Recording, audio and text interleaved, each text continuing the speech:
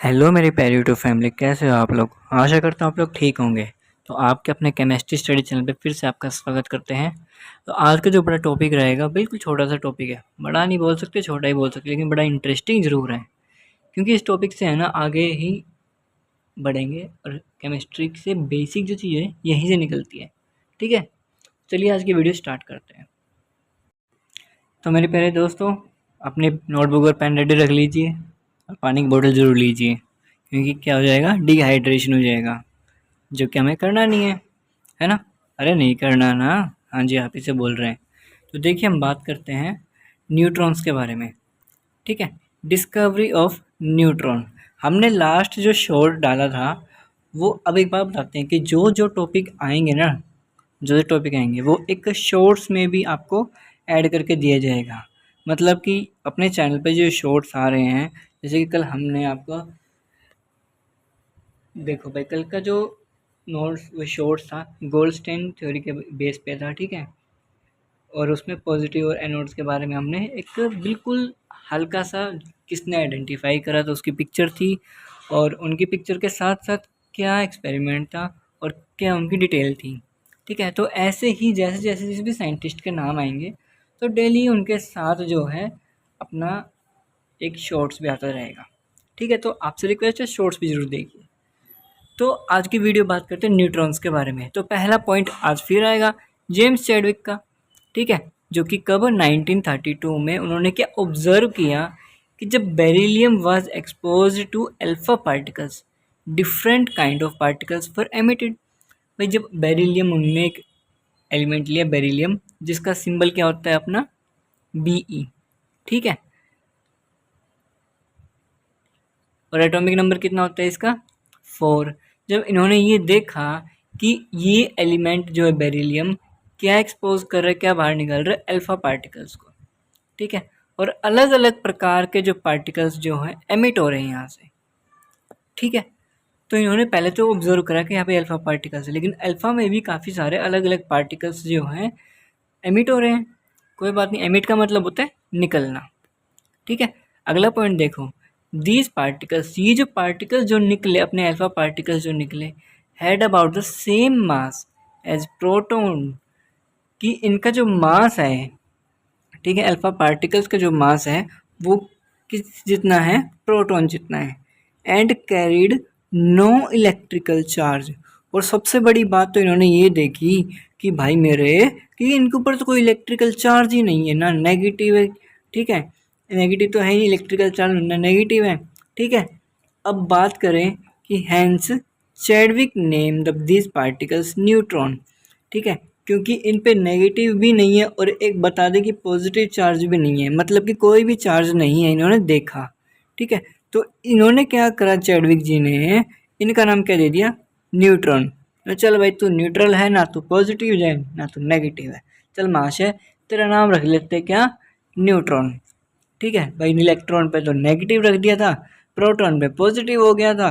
ठीक है, और तेरा नाम कर देते हैं न्यूट्रॉन, तू न्यूट्रल है। ठीक है, किसकी तरह है, आप लोगों की तरह है। क्यों आप लोग न्यूट्रल नहीं हो, शांत स्वभाव के ही हो ना।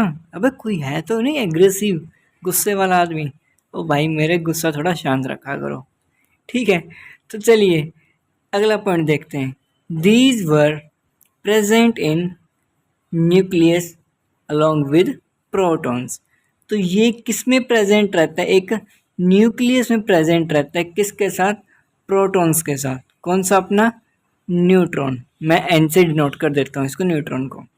ठीक है, किस में प्रेजेंट है, अपना न्यूक्लियस के अंदर। ये अपना क्या है, न्यूक्लियस है, क्या है, न्यूक्लियस। न्यूट्रॉन जो है किसके साथ प्रेजेंट है, प्रोटॉन के साथ। ठीक है भाई, न्यूट्रल आदमी है, किसी के साथ भी रुक सकता है, अगले की मर्जी है। अब देखो एक बात बताओ, जिस आदमी को गुस्सा नहीं आता या जिस भी पर्सन को गुस्सा नहीं आता, वो चाहे गुस्से वाले के पास बैठ जाए या फिर वो शांत स्वभाव के पास बैठ जाए, किसी के पास भी बिठा दो उसको, आराम से बैठ जाएगा, बैठ जाएगा ना। ठीक है, अगला है neutrons are present in the nucleus. अब हमें पता चल गया कि न्यूट्रॉन्स किस में प्रेजेंट है, न्यूक्लियस के अंदर, of all the atom except hydrogen. अब एक बात बताएं कि सभी एटम्स में न्यूक्लियस होते हैं। ठीक है, सभी एटम्स में क्या होते हैं, न्यूक्लियस होते हैं, और उन न्यूक्लियस के अंदर अपना न्यूट्रॉन प्रेजेंट है। ठीक है, क्या है, न्यूट्रॉन अपना है प्रेजेंट।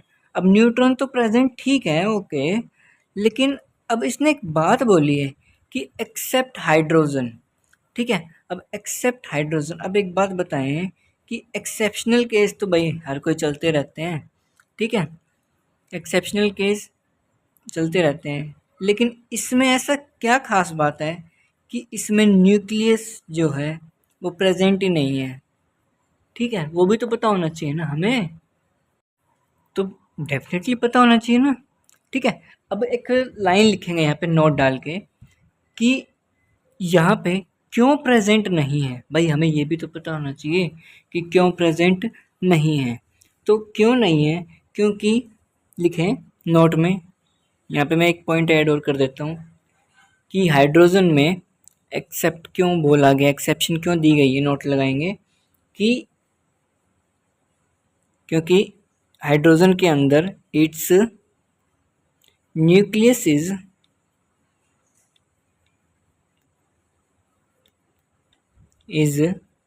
स्मॉलेस्ट। ठीक है, स्मॉलेस्ट इन साइज, या फिर स्मॉल इन साइज। ठीक है, स्मॉल इन साइज, मैं ऊपर लिख देता हूँ विच कैन नॉट या फिर can't accommodate heavier neutron, accommodate, accommodate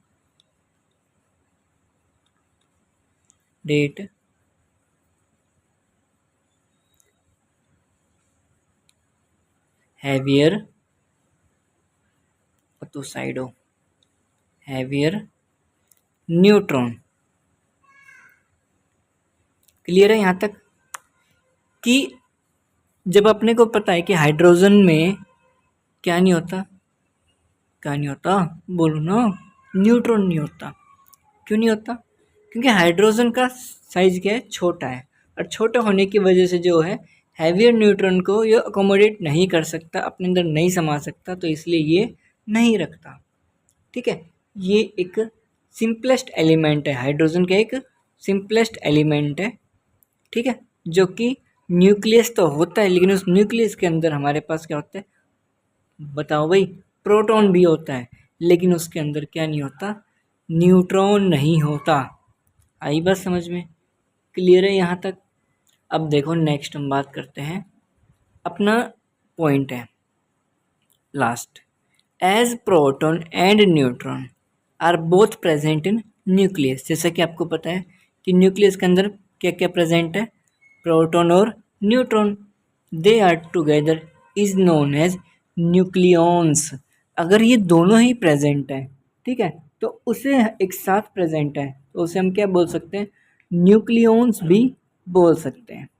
ठीक है, चलिए कुछ एक प्रॉपर्टीज़ तो ये हो चुकी है, एक टेबल लेके आए हैं आपके लिए। नेक्स्ट देखिए, बात करें टेबल के बारे में।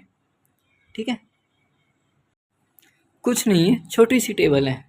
ठीक है, ये आपकी टेबल है प्रॉपर्टीज़ ऑफ इलेक्ट्रॉन, प्रोटॉन और न्यूट्रॉन के बारे में।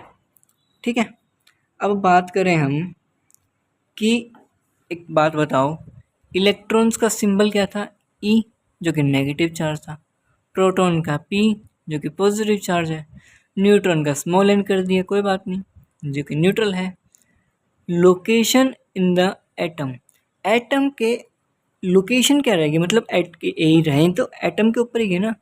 ठीक है, एटम के आसपास रहेंगे, इर्द गिर्द रहेंगे, लेकिन लोकेशन कौन सी रहेगी मेन, इलेक्ट्रॉन्स की लोकेशन क्या रहेगी, न्यूक्लियस के बाहर की तरफ। ठीक है, क्लियर है भाई। और अभी हम पढ़ के आए हैं कि प्रोटॉन और न्यूट्रॉन तो खुद एक न्यूक्लियस के अंदर है। क्लियर है, यहाँ तक बात समझ में आई नहीं आई। ठीक है भाई, रिलेटिव चार्ज के बारे में बात करें तो इलेक्ट्रॉन्स के ऊपर कौन सा चार्ज आता है, 1 नेगेटिव, प्रोटॉन के ऊपर 1 पॉजिटिव, और न्यूट्रल तो अपना माशा है ही, 0 का 0 ही है। ठीक है, अब रिलेटिव मास के बारे में बात करें तो इलेक्ट्रॉन का होता है 1/1840 एटॉमिक मास यूनिट। ठीक है। इसका एक्चुअल मास जो होता है 9.1 इंटू 10⁻⁻31 kg होता है। ठीक है, एक्चुअल मास जो रहता है, और एब्सोल्यूट मास जो रहता है वो ग्राम में इतना रहता है 9 इंटू 10⁻28 ग्राम्स। क्लियर है बात यहाँ तक? चलो, प्रोटॉन्स के बारे में बात करें तो इसका रिलेटिव मास क्या रहता है, 1 atomic mass unit. Same proton का भी न्यूट्रॉन का भी सेम रहता है।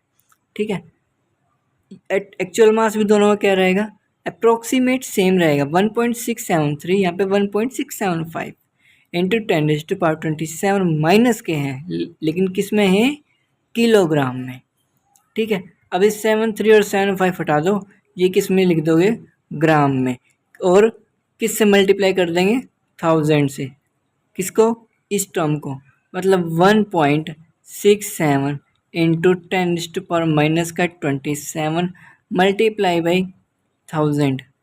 अब 1000 को हम क्या लिख सकते हैं, 10⁻3, और ऊपर तो 10⁻27 है ही, तो 27 में से 3 गए तो कितने हो गए, 24।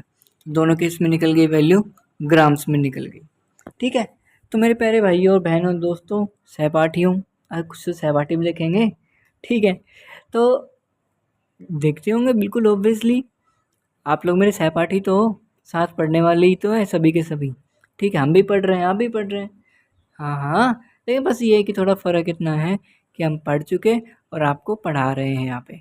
ठीक है, लेकिन हम सभी क्या हैं, एक दोस्त हैं, है ना भाई। तो चलिए आज की वीडियो यहाँ पे एंड करते हैं, और आने वाली वीडियो का अपना ध्यान रखें, और अपना जो है वीडियो को शेयर ज़रूर कीजिए, क्योंकि अपना मेन मोटिव क्या है, मेन मोटिव है अपना ध्यान रखना, और इस वीडियो को ज़्यादा से ज़्यादा शेयर करना। मैं ये नहीं कह रहा कि आप सभी शेयर करें, कोई बात नहीं, मत करो, कोई काफ़ी सारे होते हैं जो नहीं करते आपस में, फ्रेंड सर्कल में, लेकिन कम से कम उनके पास तो करो जो अफोर्ड नहीं कर पा रहे एजुकेशन को।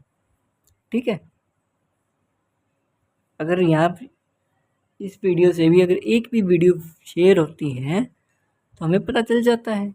ठीक है, और हम बड़े खुश रहेंगे कि हम इस देश के काम आए हैं। ठीक है, और इस देश के भी और इस दुनिया के भी काम आए हैं, क्योंकि ये वीडियो जो है ऑल ओवर वर्ल्ड के लिए ही है। ठीक है, तो आने वाली वीडियो तक अपना ध्यान रखें, और please take care. Okay, thank you, have a nice day.